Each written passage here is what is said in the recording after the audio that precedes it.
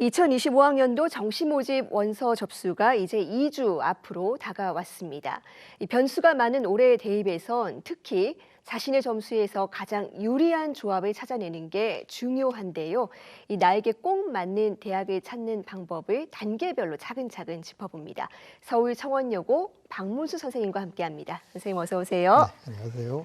네, 올해 수능 성적이 얼마 전에 발표됐습니다. 이 학생들 이 채점 결과 토대로 앞으로 정시 지원 대응 방안을 세워야 될 텐데 올해 수능 채점 결과부터 한번 짚어볼까요? 네, 우선 한마디로 살펴본다라면 이전 연도보다 좀 볼 게 많은 것 같습니다. 네. 2025 대입의 수능은 국어 수학의 변별력이 이전 연도보다는 상대적으로 좀 낮다라는 평가를 받고 있습니다. 탐구 영역 같은 경우에는 사탐의 변별도가 높아지면서 탐구의 영역이 국어 수학 영역만큼 커졌다라고 보고 있습니다. 그리고 영어는 1등급 인원이 늘어나긴 했지만 2, 3등급의 인원이 전체 응시생의 비율보다는 증가하지 못한 점 등을 고려할 때 전체적인 분포는 이전 연도보다 조금 좁아지는 경향을 볼 수 있습니다. 따라서 좀 더 살펴보고 본인의 기준을 잘 세워서 진원하는 것이 필요하다고 생각이 듭니다. 네. 근데 본인의 기준을 세워야 된다고 말씀을 해주셨는데 이 수험생 입장에서는 조금은 막연한 느낌이 들 수도 있을 것 같거든요. 이건 어떤 의미입니까? 네, 그래서 제가 오늘 6단계를 한번 예를 들어 보았습니다. 그래서 네. 첫 번째 단계는 저는 성적을 분석하는 단계입니다. 선택의 기준이 되는 단계고요. 두 번째는 지원 가능 범위를 정리하는 단계고, 세 번째는 유강 등의 자료를 통해서 유불리를 점검하는 단계입니다. 그리고 네 번째는 이전 연도까지 일어났던 것들에 대한 정보를 수집하는 단계가 되겠고요. 그리고 뭐 다 중요하겠지만 특히 이 단계에서는 대학들이 이제 변환 표준 점수라는 것을 이제 최종적으로 사용하게 됩니다. 그래서 네. 그 점수를 통해서 누적 백분위, 즉 석차를 알아보는 과정이 다섯 번째가 되겠습니다. 그리고 마지막 여섯 번째는 원서를 접수하기 직전 발표한 수시의 2월 인원, 그리고 지원 경향, 경쟁률의 추이 이런 것들을 보고 마지막으로 지원하는 것으로 저는 구분을 좀 해보았습니다.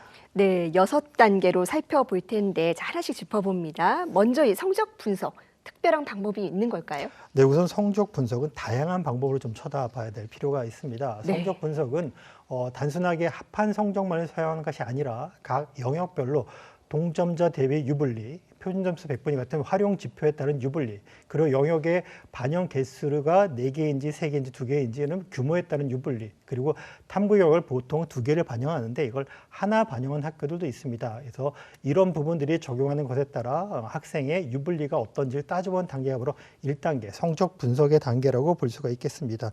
특히 이 단계에서는요, 뭐 대학이나 학과, 지역 학사 제도 같은 수업료 같은 현실적인 부분들도 고려해야 되기 때문에 특히 가족들과 좀 상의하길 좀 권장을 드립니다.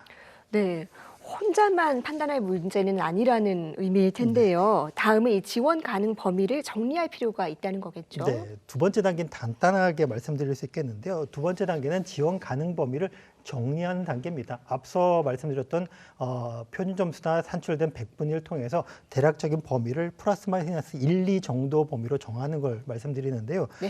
뭐 5점이나 10점까지 늘려서 하는 것도 괜찮지만 그렇게 과하게 늘린다라면 사실은 범위가 넓어진 만큼 고민거리나 아니면 따져봐야 할 점도 많다는 것을 좀 챙겨야 될 것 같습니다. 네, 그렇군요.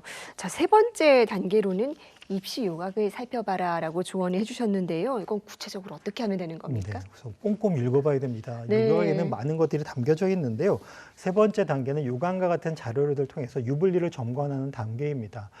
요강 외의 자료는 뭐 서울시 교육청의 센 진학 같은 자료들을 의미하는데요. 네. 지표에 따라서는 내가 어느 정도의 차이가 생기는지를 앞서 살펴봤다라면 이번에는 영역별 반영 비율, 특히 올해는 탐구의 영향이 조금 있을 것으로 생각이 듭니다. 그래서 영역별로 유리한 조합을 살펴봐야 하겠고요. 수학 영역이 동점자보다 유리하다면 반영 비율이 높은 대학을 찾는 것이 중요합니다. 특히 올해는 선택 과목에 대한 지정이 폐지된 대학이 많고 이 대학들이 대부분 가산점을 적용하게 됩니다. 그래서 이런 부분으로 인한 유불리를 확인할 필요가 있습니다. 그리고 또 한국사와 영어 영역에 대한 반영 방법도 좀 확인을 해야 될 텐데요. 확인할 때는 반영 점수에 대한 이격 정도 그리고 전체 점수에서 영향을 미치는 정도를 좀 파악을 해야 되겠습니다.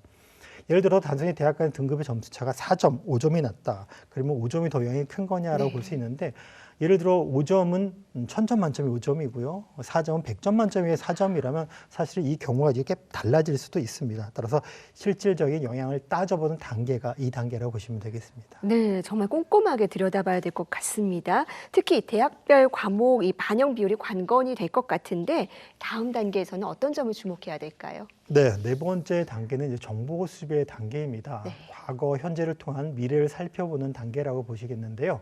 우선은 입시 결과, 경쟁률, 충원율 등 과거의 자료를 살펴보고요. 이런 전년도와 달라진 현재도 살펴봐야 되겠습니다. 특히나 이전 연도와 달라진 부분이 어떻게 영향을 미치는 정도를 좀 본다는 의미라고 보시면 되겠는데요.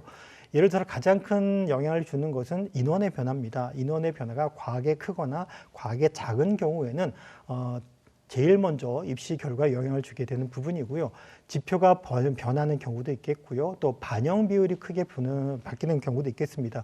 어떤 특정 영역의 작은 부분이 커진다. 이런 부분들은 단순히 그냥 변경된 부분이 아니라 입시 결과에 영향을 주게 된다라는 것도 꼭 참고를 해야 되겠습니다. 자, 그리고 특히나 가산점 등으로 인해서 변화가 있는 대학 같은 경우에는 이전 연도 입결을 쓰는 경우에는 조금 조심할 필요가 있습니다. 네. 총점의 구조가 또 눈금이 좀 달라질 수 있기 때문에 이런 경우에는 단순한 입시 결과보다는 백분위나 누적 백분위 같은 것을 활용해 가지고 조금 더 효과적으로 좀 비교하시는 걸 권장드리고 싶습니다. 네, 지난해 입시 결과도 그리고 전체의 눈금까지 꼼꼼하게 살펴봐라라고 조언을 해주셨는데요. 이 정도면 따져볼 건 뭐 다 본 것 같은데 아직도 볼 게 남아 있는 겁니까? 네, 아까도 말씀드렸고 이제 정말 중요한 단계입니다. 다섯 번째 이제 대학별 환산 점수를 통한 본인 석차를 좀 알아봐야 한다고 보시면 되겠습니다. 네. 반영 비율이 높다고 해서 무조건 환산 점수가 높게 나오는 것은 아닙니다. 반대로 높은 부분이 있으면 분명히 감소하는 부분도 있다라는 걸 참고하실 필요가 있겠는데요. 영역별로 유불리가 있는 경우는 유불리함의 크기만큼 불리함의 크기도 존재하므로 상쇄되는 부분이 존재해서 유리함이 크지 않을 수 있다는 점을 참고하셔야 되겠습니다. 따라서 동일한 점수지만 비율에 따라서 산출식에 따라서 석차가 유지 또는 상승이 될 수 있지만 역전이 될 수 있는 부분도 있습니다. 특히 이런 부분들은 학생들이 직접 챙기기는 어려울 수 있기 때문에 충분히 많은 도구가 있는 것을 좀 권장드리고 싶은데요. 뭐 대표적인 경우 학교에서 사용하고 있는 센지나 같은 교육청 프로그램 같은 것이 있겠고요. 네. 그리고 무료입니다. 대기업 상담 전화를 통해서 또 어디가 입력된 성적을 통해서 본인의 유불리를 확인할 수도 있겠습니다. 그래서 가장 중요한 대학별 환산 점수에 따른 누적 백분위를 살펴보셔야 되겠습니다. 네, 공교육에서도 그리고 무료로 제공되는 프로그램도 좋은 게 많으니까 꼭 네네. 살펴볼 필요가 있겠습니다. 맞습니다. 자, 마지막으로 이 수시 2월 규모 같이 또 해마다 바뀌는 상황도 짚어볼 필요가 있다고요. 네, 그렇습니다. 지금까지 이제 단순한 고정된 값으로 확인을 해봤다면 이제는 가변적인 부분을 좀 살펴볼 필요가 있습니다. 네. 마지막 단계입니다. 마지막 단계에서는 우선 2월 된 인원을 보셔야 되겠습니다. 수시가 다음 주 27일이 되면 수시가 마무리가 됩니다. 그때는 이제 정시로 2월 되는 인원들이 이제 반영된 것이 발표가 됩니다. 그리고 지원 경향도 중요하게 되겠습니다. 그리고 경쟁률 추이도 좀 살펴볼 필요가 있을 텐데요. 경쟁률을 보고 쓰는 건 쉽지가 않습니다. 왜냐하면 많은 대학의 결과 자료를 보면 학생들이 마지막 날 지원을 하는 폭이 큽니다.